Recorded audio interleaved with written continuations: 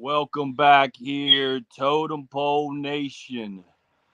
We're live here, special edition here on Wednesday's Life Lessons podcast. I have a special guest today, the birthday boy, my main man, Tyreek Robinson. Everybody, give him a round of applause. Happy birthday, big fella. Thank So, you, thank you, thank you. yeah, man. Tell us your story, man. Tell us your story, my brother.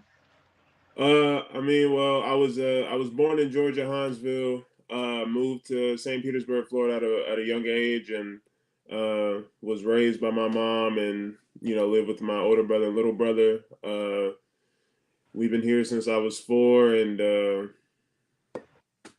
that's about it. Raised by my mom and my grandfather, and just today's my 26th birthday, so been alive for 26 years. Amen. A lot of people are wanting to ask the question. At one time, what was your heaviest weight that you ever stood around at? The heaviest I've seen on the scale was around 360, maybe like high 350s.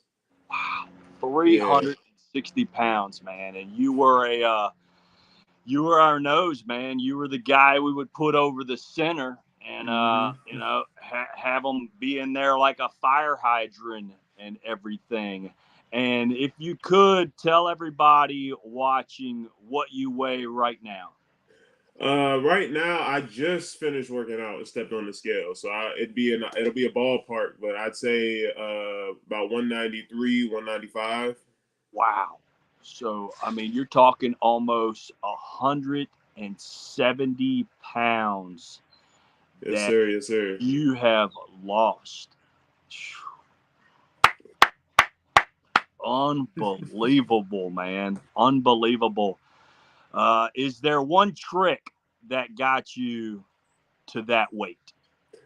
I don't even want to say it's a trick or anything. I just woke up one day.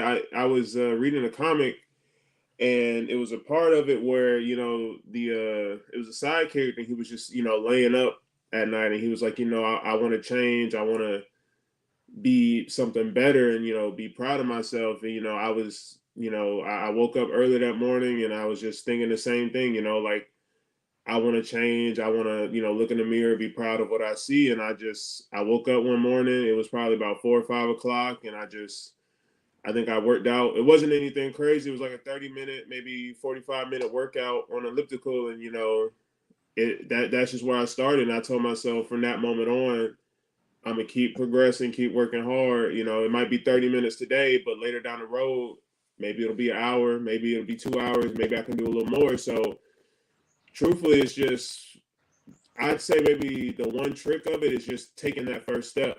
Getting in the gym, just doing something. You'll never finish something you never start. So you'll never get to where you want to be if you never take that first step there. So I'm getting a little bit of feedback on my end. Did you press anything by any chance or any buttons or anything? no, sir, no, sir. Okay. All right. We'll keep on going. Mhm. Wow. So do you have like a bare minimum? Like you must do, uh, so many workouts a week, so much time workouts. How do you keep it Um, consistent like that? right now, I'd say my main thing is doing a certain amount for everything I do. So like when I do cardio, my bare minimum is 3 miles. I don't care if what time of day it is, how early or late it is. If I'm doing cardio and I'm running, I have to get the bare minimum of 3 miles in, and then anything up from that is improvement, or just me getting better. So, something with that, when I do my, right now I do boxing, and I try to get on a heavy bag. I try to do about 12 rounds of that. Right now I try to do a minute 30, 20-second rest, and I don't do anything below 12 rounds. So, you know, I always see it as trying to progress, never going backwards. So if I can do 3 miles in like 28 minutes or 29 minutes, then that's the bare minimum. I'm not gonna go any slower. My goal is to go fast as possible or even faster, so.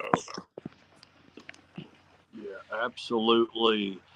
How do you, I mean, what type of challenge has this been for you? And I mean, like, what's the mindset on the days that you just, don't want to do it or you can't do it? What do you do to, you know, adjust your mindset? Is there something you think of? Is there something that just no matter?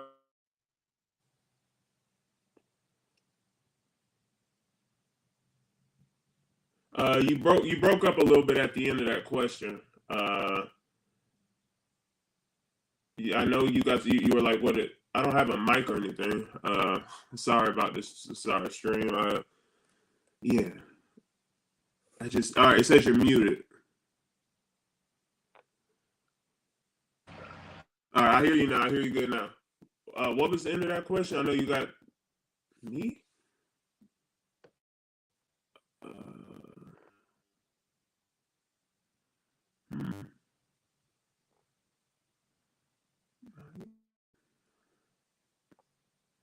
Stream this to your audience.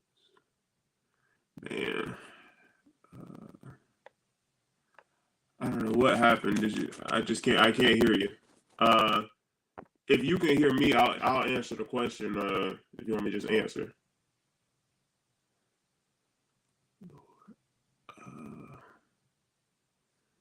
Says you're muted.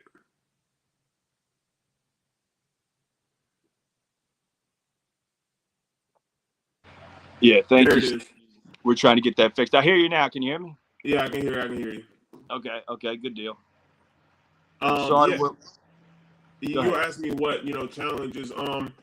The biggest challenge I have, truthfully, is just it's the mentality of it. There's definitely days where I feel like I'm doing too much, and there's a lot of days where I feel like I'm not doing enough. And I think it's just one way I handle it is just one, like when I don't want to work out, I tell myself, like we haven't even done anything yet. We lost the weight. We need to do something with it. We need to. We still have so many goals to reach. Like what's been going through my head recently. My grandfather, he had a bad fall, and he's in the hospital right now. And all I could think about these past couple of days working out is he hasn't seen me achieve anything yet. He's seen me lose the weight, but he hasn't seen me do anything with it or reach any other goal.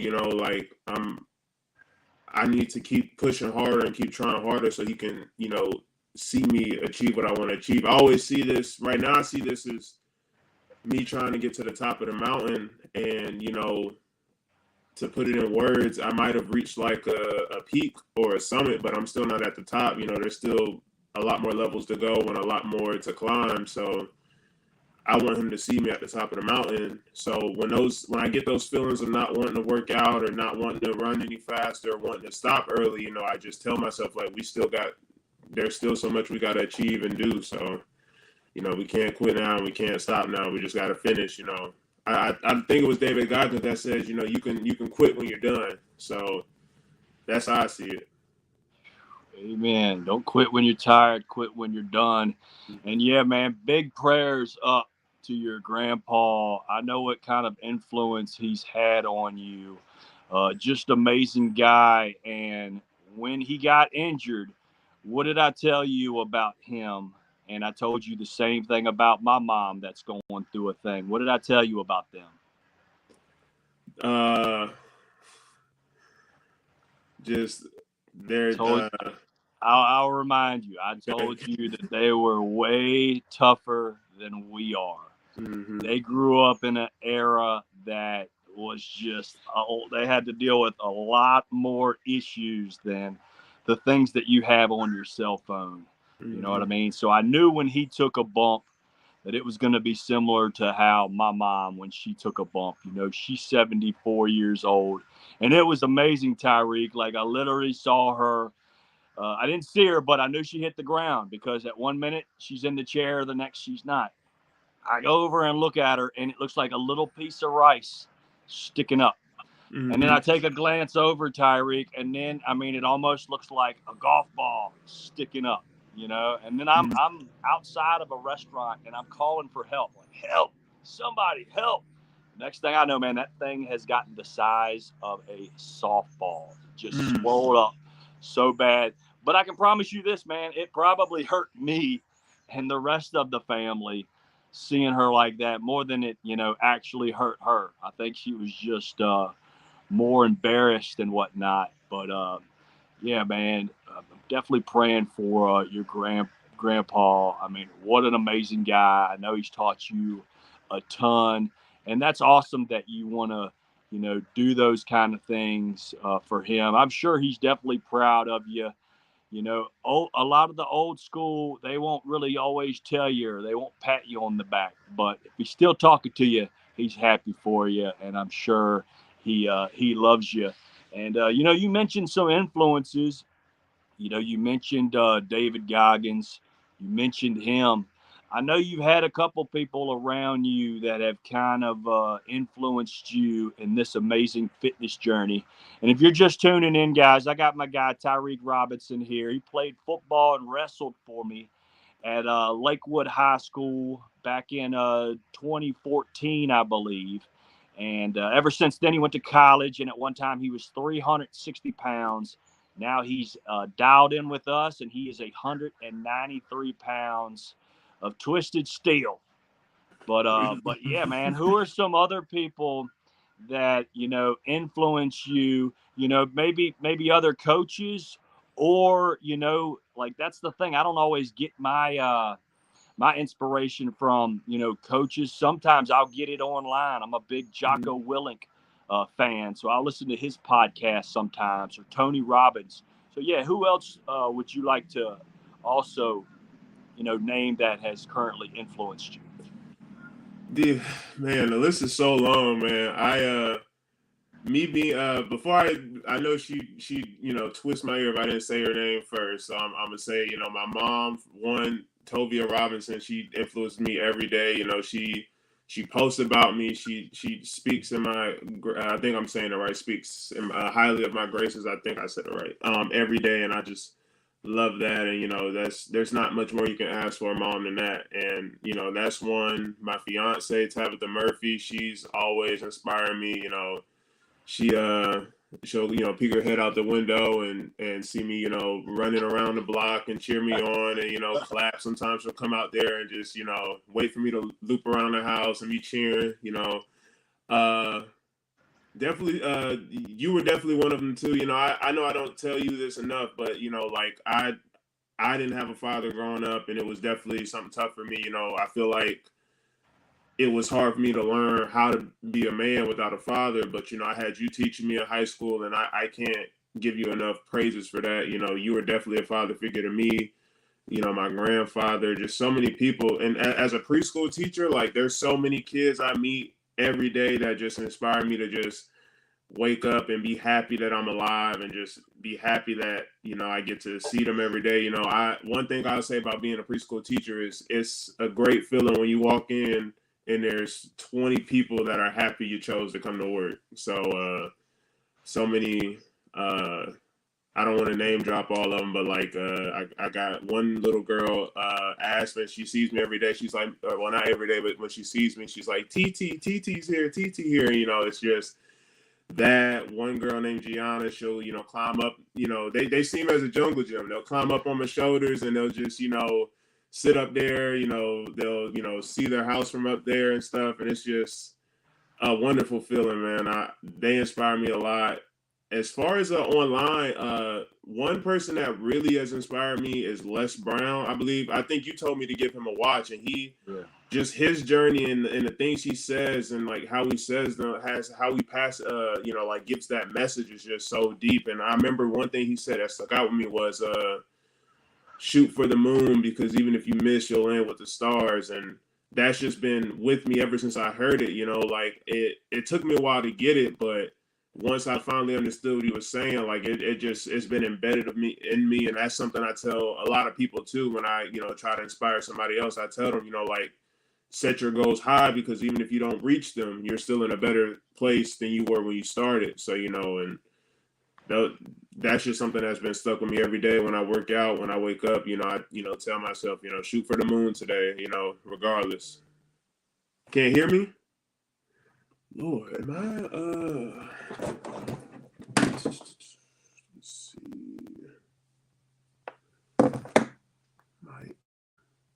Can you hear me now? I don't know why we keep breaking up. Let's see.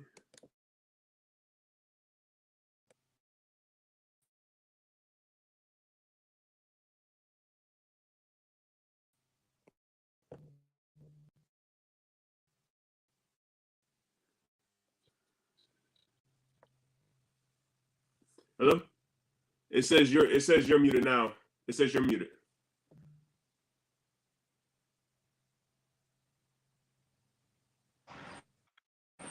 All right. Can you hear me?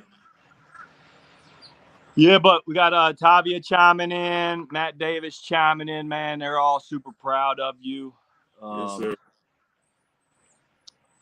Yeah, good deal. What else? Let me see here. Where were we at? You were just, yeah, man. A lot of great people. It takes a village sometimes to encourage.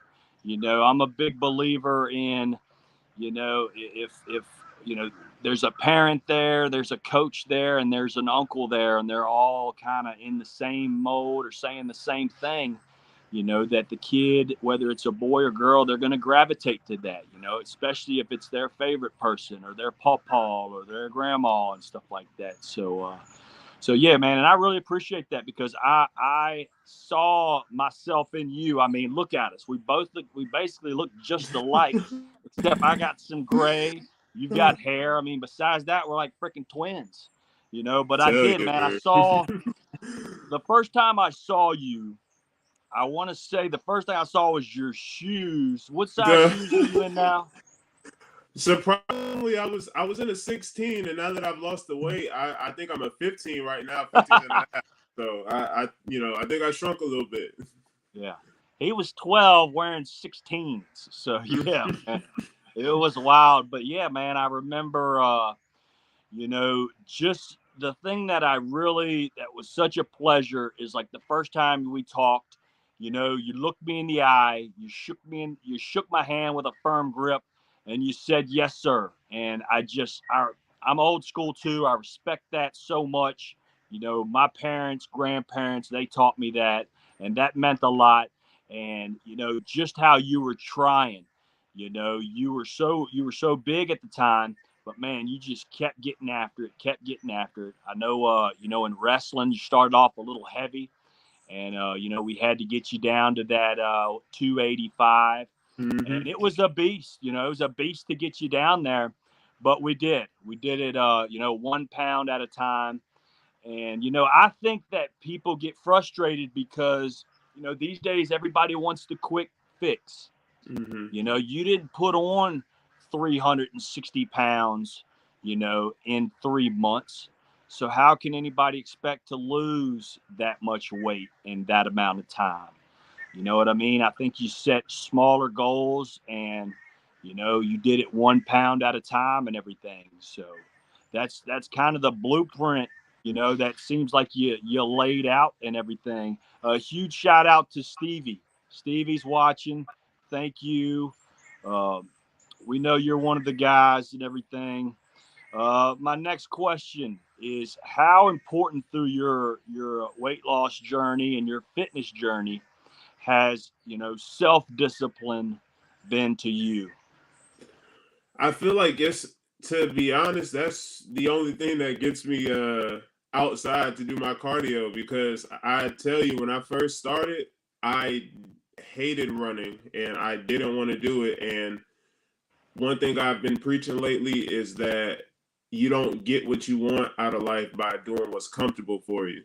So I just woke up one day and I was like, I don't like running. I don't want to run, but I'm not going to get any better, any more in shape if I don't start. So I I think I read something. It takes 21 days to make a habit and 21 days to break it. So I just kept telling myself, once I do this for 21 days, it'll just be embedded in me. Like it'll be muscle memory. Like I have to get up and run.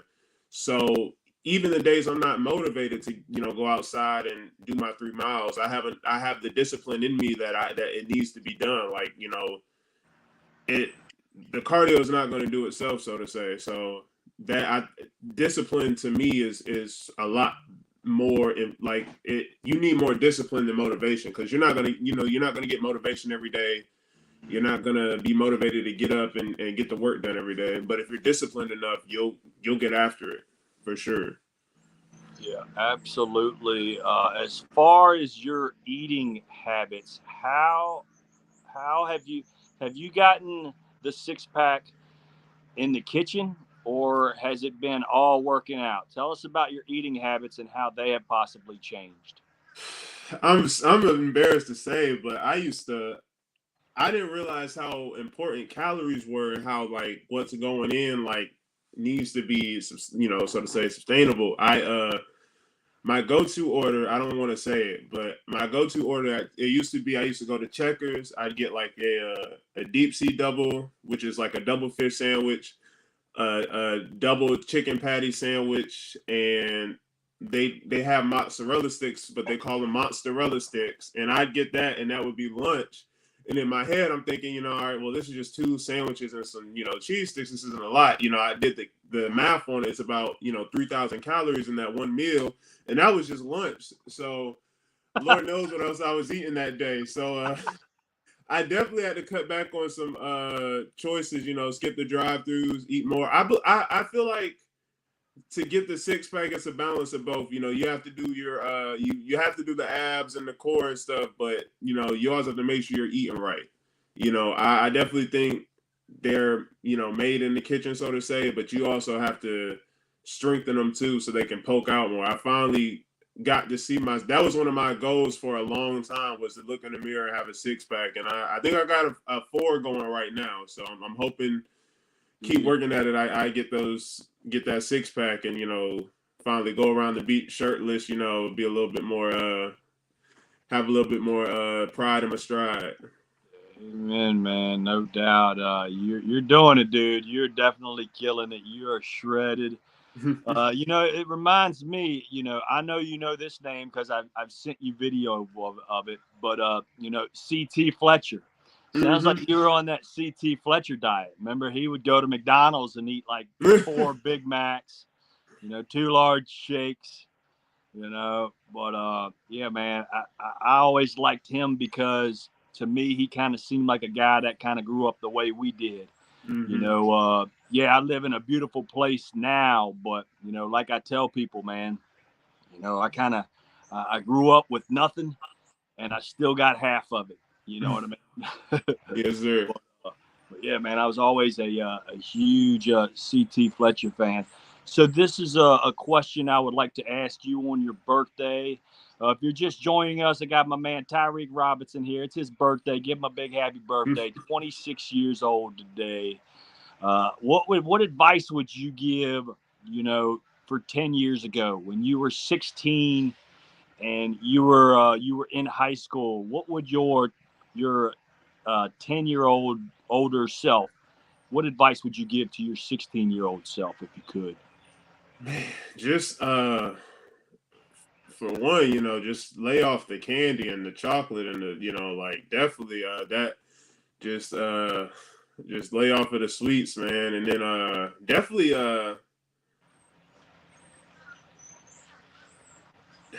just focus more, like focus on the time, like just focus on the now. I was so worried about what's to come and what the future held.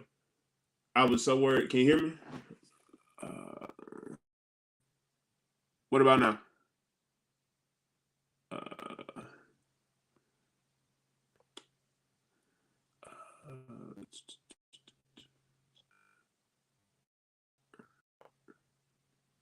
yeah, try unmuting. Yeah, I'm sorry, stream. My computer's not the best right now. Uh,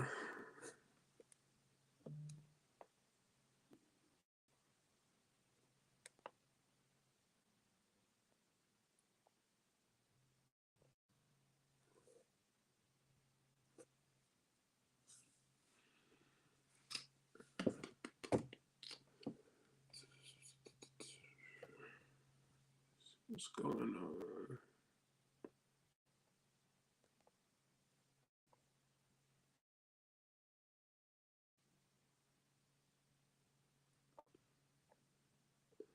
Maybe I have to do it on my phone.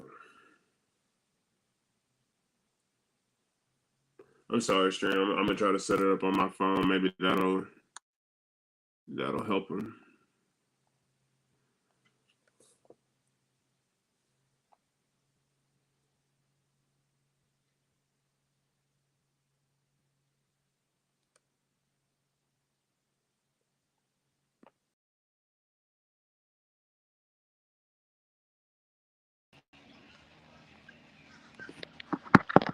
All right, somehow I lost you here. Sorry about this, Totem Pole Nation. We're trying to get this thing figured out. Hey, Coach, can you hear me? Yep, I can hear you. Yeah, I had to. I was on my iPad. I think this will be a better fix. I'm on my phone now. I was on my iPad. Hopefully that'll fix the problem. Cool, man. We're back. Here, we can go horizontal if you want. Yeah, my fault. Yeah. There we go. Oh, there's a big happy birthday for you. Thank you. 26 years old. But yeah, that's so yeah, for your that's great advice. Speaking of what you just said, how do you protect your time and manage your time wisely? The thing is we have access to these little computers in our hands that are cell phones and just getting text messages and stuff like that. How do you remain focused and not distracted from your goals? Um, I think it just comes back to that word that self discipline.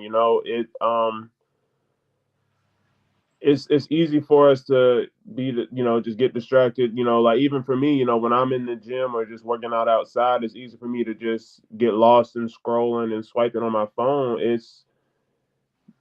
I think what helps me is just thinking about my goal, like what I envision myself becoming, and it helps me, put the phone down and focus on finishing the reps, finish the workout, or just focus on what I'm doing. I feel like we get so caught up in capturing the moment that we lose the fact that we're in it. Like when I go to, when me and my lady go to Disney and stuff, I see so many people taking pictures and holding their phones out and just wanting to capture everything, and I'm just like, you want to be, I feel like it's more important to be in the moment, like be in the situation, take it all in, like if that makes sense, so to say, like be in the moment, be in the now. Yeah, absolutely. Without a doubt. How do you counter depression? Depression is a huge thing. How do you counter that? Truthfully, I think about the people that are rooting for me, that want to see me succeed. This weight loss to like has been a really bad mental battle for me. Like I've been thinking about it nonstop. I want to say I'm like 13, 15 pounds away from my goal weight, and it's just been hard on me mentally, like want to eat something that I like and feeling guilty about it, missing a workout one day and not feeling, happy or proud of myself. It's definitely a mental battle, but one thing that gets me through it is there's people that are truly happy for me and are rooting for me and are proud of where how far I've come. I have so many friends like just to name drop a few, Terrence, Steve, another one. He just said something in the chat. He's on a weight loss journey as well. Steve, another guy named Teb.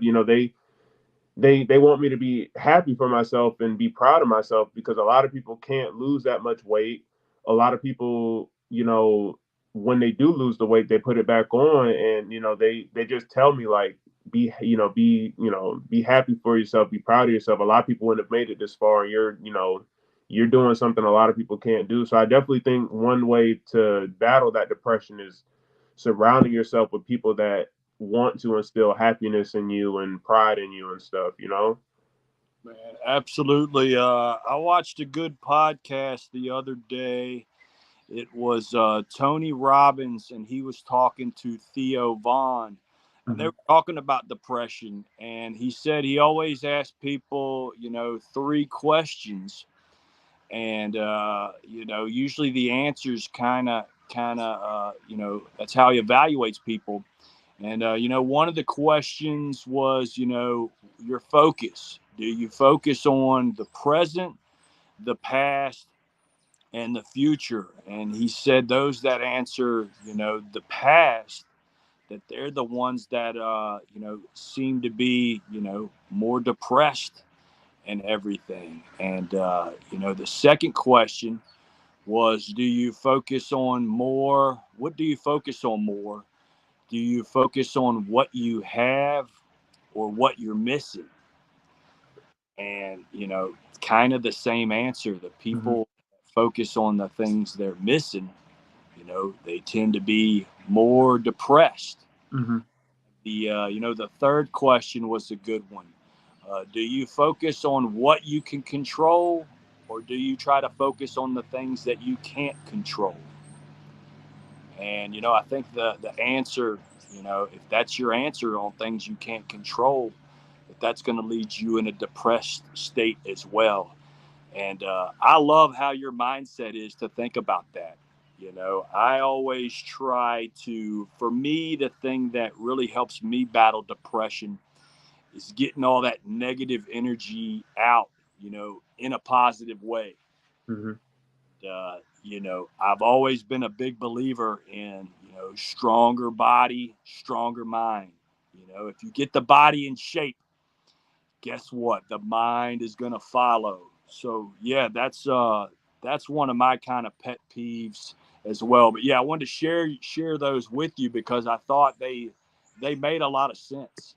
And any can help people, that are battling depression. That's what we want to do because it's a sickness. And when you're dark, and when you're dark, man, you just got to get to that light, man. You got to be with people that make you feel important. Talk to people that make you feel good. It's a thing that a lot of people struggle with, especially with what happened with COVID. But I got Matt Davis here chiming in. He's a guy too, man. I think you've met Matt from Michigan, but he's a guy that's dropped over 100 pounds, one of the hardest working guys. This is what he says. Believe me, the struggle is real. It's one thing to lose weight, getting your body to look the way you want and keeping it off. Because if I look at pizza, I gain weight. Boy, Yeah. yeah, I think my girl, I call her a carby Barbie because she loves bread, man, and it's tough getting away from it.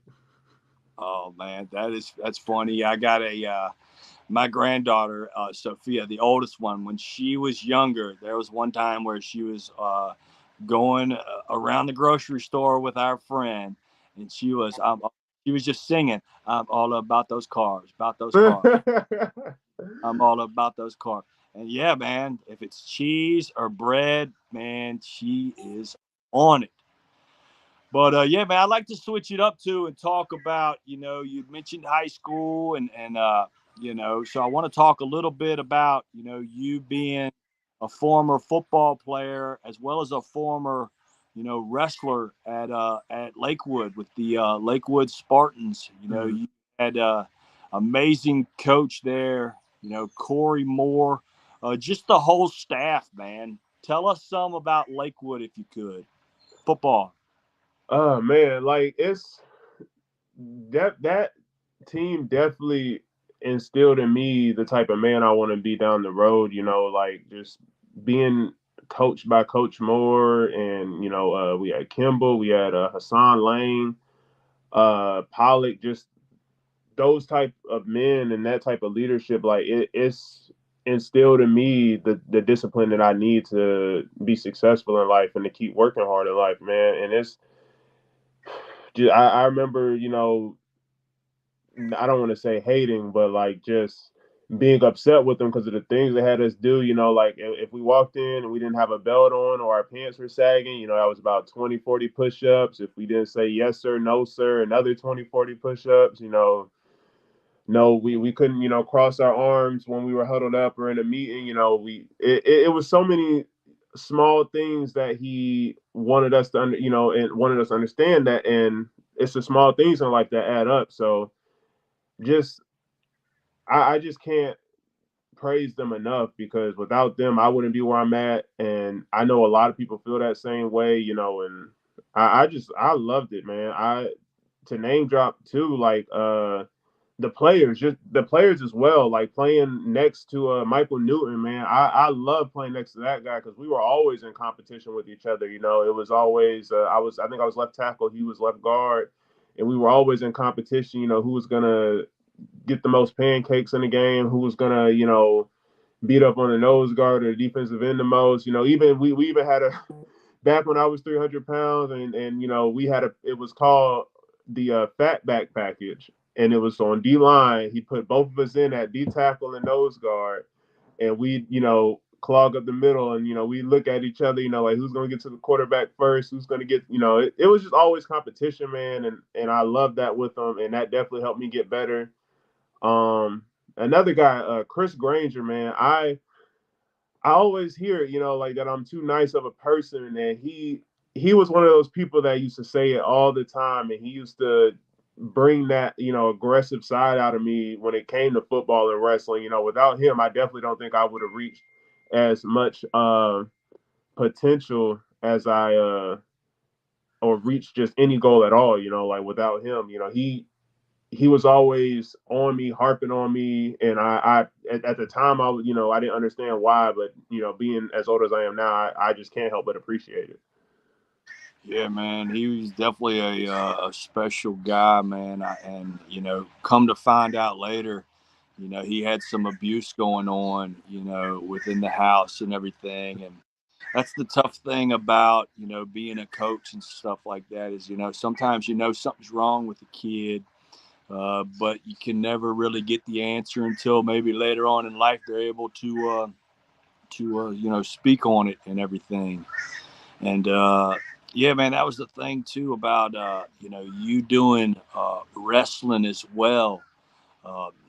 We had Coach Niles there and myself, and I had ran into this guy at the gym. It was they've now moved it, but it was the Anytime Fitness up off Street over by 54th, not too far from there.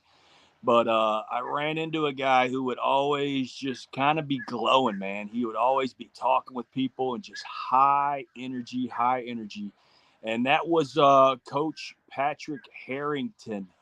Rest in peace. God bless him. But tell us a little bit about what you remember from Coach Pat, and maybe a certain situation he got in with a guy by the name of Odom as well. He man, I miss Coach Pat, man. He was, like you said, just high energy, just always trying to inspire, just inspirational guy, and just you can't you won't get that from everybody. The fact that we had somebody like that around our team and around us was such like a blessing.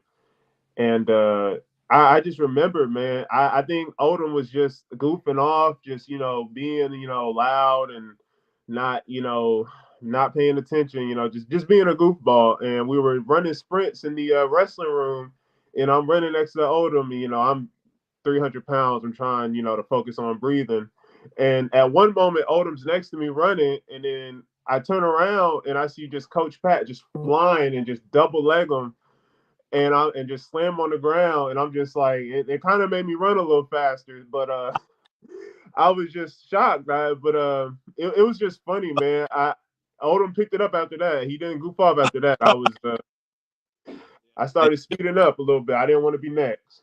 Just to give you guys a picture, I mean, Odom was our 205 pounder and our 215, and he was around that size. And Coach Pat was maybe 125 pounds soaking wet. I think he won or placed in the states in Pennsylvania at like the 106, which is the smallest weight class you could have. So you can imagine this guy's 125 pounds soaking wet and just spears Odom like Bill Goldberg did back in his late 90s run for WCW. And yeah, man, like there was some laughter, and then it got real quiet. Like Well, I hope I'm not next quiet, you know? I started picking up my speed a little bit, keep my Well, eyes up. yeah, man, it was super sad about Coach Pat. You know, unfortunately, he left us way too soon. He had got in an accident. He was on a motorcycle and was hit by a car. And I believe me and you went to go see him.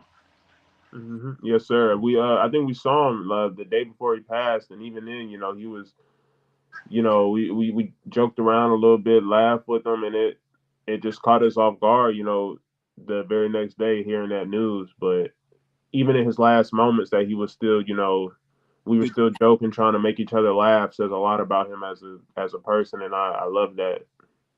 Without a doubt, dude. He loved you. He loved us. And yeah, man, that was a very, very hard thing to go to. But yeah, man, you've been through some very tough situations.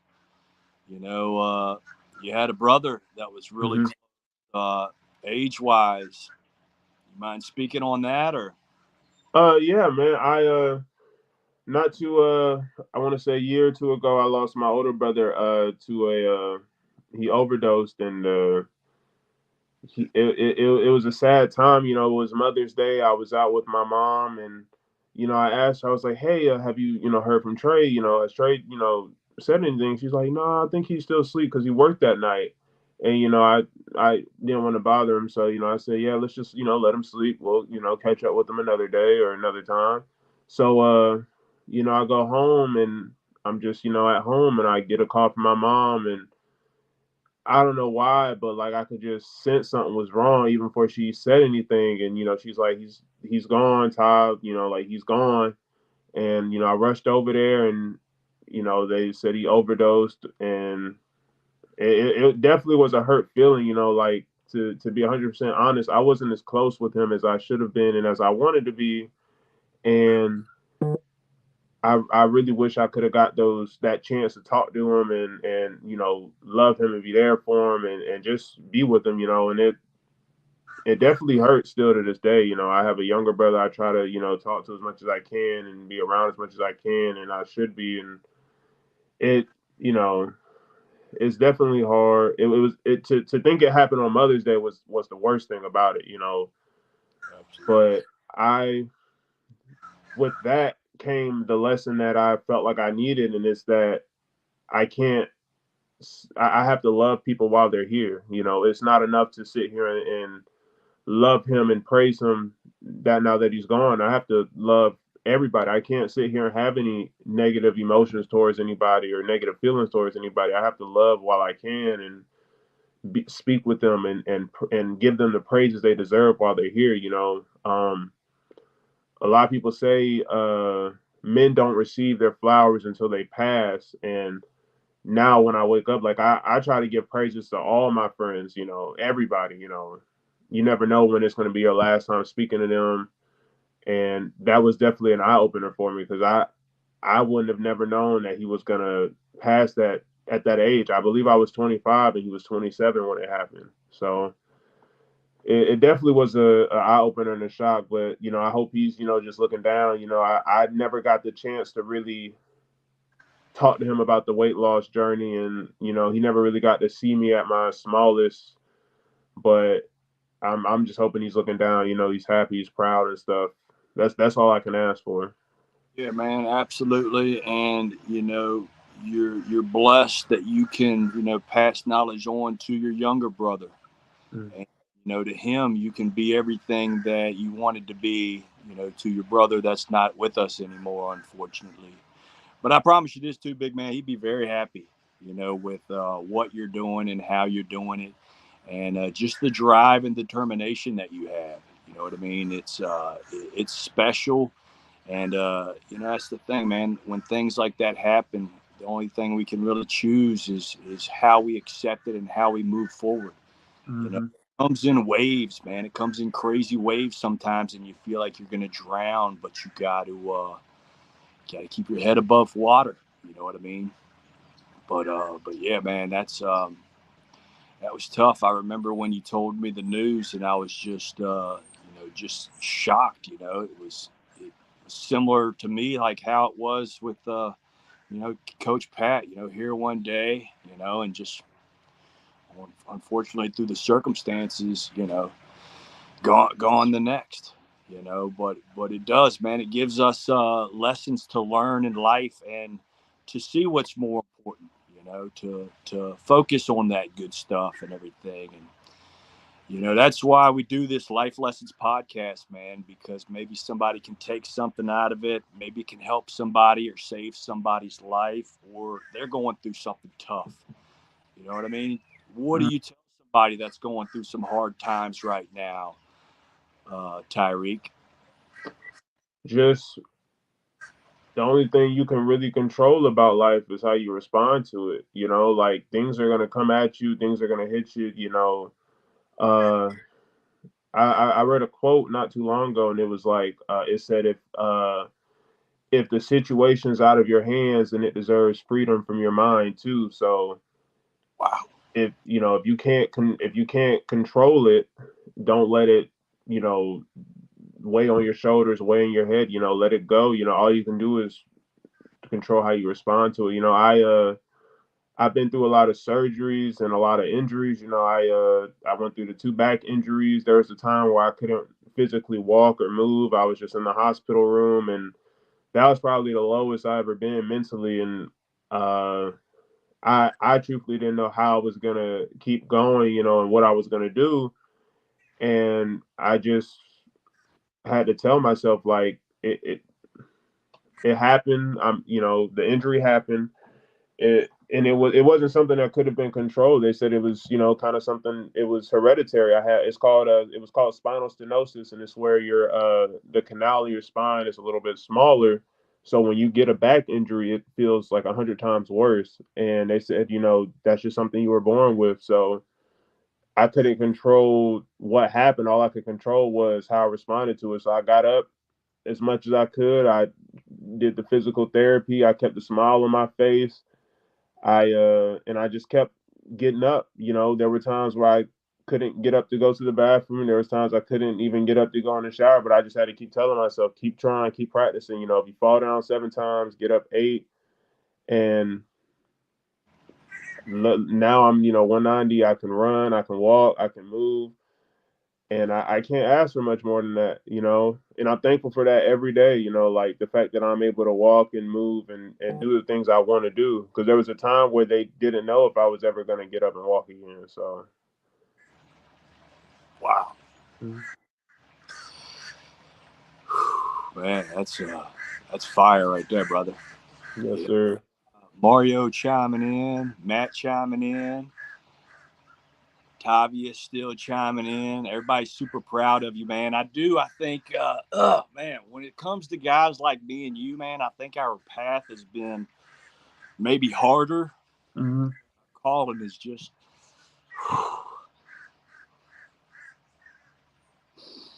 Yeah, it definitely has been hard, but I think with that being, our path being a little bit harder for us, it gives us the opportunity to, instill in others stuff that we didn't have. One thing that I think about with me being 20, me being 26, thinking about having a kid and raising a kid, my biggest fear was if I have a son, I didn't have anybody, I didn't have a dad to teach me how to be a man. But one of my friends was telling me, like, yeah, that was the path you had. You didn't have a father, but you also know what you wanted from a father figure. You know what you wanted. You want your son to you know what you want your son to learn and have that you didn't. So, while I can't be exactly happy for the path that I've walked, I can still, help somebody on their path, get through it.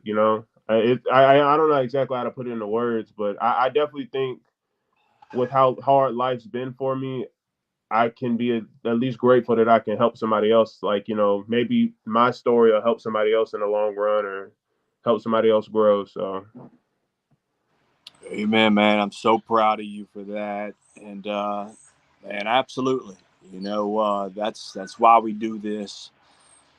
And I love the fact that you're helping the kids, and that's been something that for me while I went to coaching is because I could be, the dad that I never had, Mm-hmm. and the same goes, man. You can learn just what not to do by not having somebody there. So I love that impact that you're doing and that you're making because unfortunately, man, there are some bad people on this planet.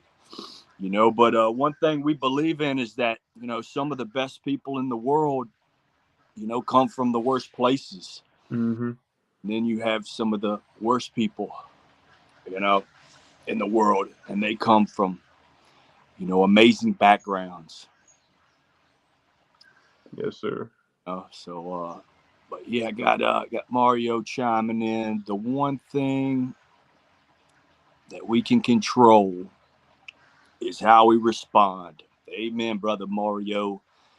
Amen, Matt Davis. Anything else you got on your plate, man? Talk to.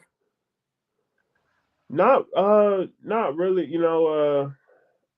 I want to say I know you asked that it was you said Tony Robinson asked those three questions, and just thinking about that, man, like it just has me thinking. Now I know one of them was do you focus on what you don't have, what you have, and I feel like it's so easy for us to focus on what we're missing. Like when I first started working out, I didn't have a bunch of weights. I didn't have a treadmill or a heavy bag. I didn't have anything really. All I had was I think I had a barbell and I had two spare tires, and I was like, well, I can focus on what I don't have, or I could, use what I got. And I think I sent you the video. I put the two tires on the barbell, and I'm just, like, well, we got something. So I was out there squatting them, curling them. And I feel like that's a big thing when it comes to life in general, like make do with what you got. Complaining about what you don't have isn't going to help you reach the goal any faster. So, and then, yeah, that's really just what I'm thinking about right now. But I actually had eye surgery not too long ago. I'm hoping that everything heals correctly, and so I can get back into boxing and stuff. So, Yeah, tell us about boxing. Who's coaching you? man, James, his name's James. There's three coaches there that I've been working with. It's James Battle. Uh, the other guy, I don't know his last name, but I know his first name is Charles, and then the other guy's name is Stefan. And just all of them have just been great influences and great, just great for me. Like I feel like with a lot of things and a lot of coaches, they always tell you what you're doing right, and they praise you for the things that you're doing great at. What I like about them is they tell me what I need to work on. Like it's always, speed it up faster, move your feet, pivot more. Like I always want to hear what I can work on and get better at. Because at the end of the day, my goal is always to be perfect. Like as perfect as I can be. And they always tell me, perfect. It's not practice makes perfect. It's perfect practice makes perfect.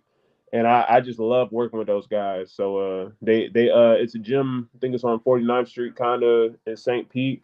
It's called Battle Zone Boxing, and I just love working with them. I had to step away with the eye surgery and stuff for a while, but just those three coaches just they just push me to keep going harder and harder and give me a lot of just like a lot of pride and influence, and even outside the gym, just I love working with them, and I just met them about 4 months ago, so it says a lot. Heck yeah, man. That's a great bond. And yeah, man, to go from not knowing if you're going to be able to walk to now possibly eventually boxing. I remember when I asked you about the boxing, I was like, dude, you're going to be able to box. And you're like, I got full release. So, man, Mm-hmm. I, uh, I love that fact right there. And yeah, like you said about the coaching, man, it was, that was a thing. Like when, Isaiah Wynn was at Lakewood, I'd have to find the one play that he took just one wrong step, Mm-hmm. know, and comment on that as to where, with you, I would be like, Tyreek, that's a pretty good stance. Mm-hmm. Yes, sir. Love Isaiah Wynn, man. You'd have to pick your battles and everything Mm-hmm. with you guys. But Yeah, man. I'm so proud of you and the man that you're molding yourself into. Keep up the good work. I'm always in your corner if you Mhm. need anything. Do you want to give any shout outs to anybody? Anybody you missed? Yeah, I got a teammate on the fight team for boxing. He has a fight coming up in, I want to say, April. His name is J.R. Ridge. I'm gonna try to send you a link and stuff to it, and I'm trying to share. And then I have another guy. He was the first one to actually start coaching me. Clarence Booth. He has a fight coming up March 26th or 27th. I'm also share that. But yeah, man, those two, I shout out the three coaches, my fiance Tabitha, my mom, Tovia, my grandfather, Oscar Robinson, Yep. well, a couple of students, just to name drop a few students or just a few kids that I've had the pleasure of teaching and getting to know, just Aspen, just a little angel, Jacob Ortiz, great, just full of energy, man. Mia, Gianna, just so many. I just want to say, man, I met so many people and I've been inspired by so many people. And I'm sorry, I got my TV in the background. I've just been inspired by so many people and met so many people. One second. Yeah, man. And yeah, man, I just I got a friend that does art, Gibby. He's always smiling and just he has such a great personality and just a great person to be around. Um, just so many people, man. I wish I could name drop them all, but the list would just keep going and going. But just whoever's watching this and whoever sees this later, thank you all for just being a part of my journey and just helping me get through it. It's been a tough battle mentally for me these past couple of years, but I still got it. I always say I still got a ways to go, but I'm just fighting to make it to the top of the mountain every day. So thank y'all for rooting for me for sure. Man, amen. And yeah, anybody that's fighting or anything, just go ahead, tag me on social media, tag Totem Pole Nation. That's what we're here for, man. We're here to put people in front, that are doing big things for their community, trying to be champions and stuff like Mm-hmm. that. That's what we're all about here. But yeah, thank you guys, Totem Pole Nation. Thank you, Tyreek, man. I'm so Yes, proud, man. You're like my son, but better because I sir. don't feed you every day. Yes, sir. Yep. All right, Totem Pole Nation, to the next episode. Yes, sir. Thank y'all.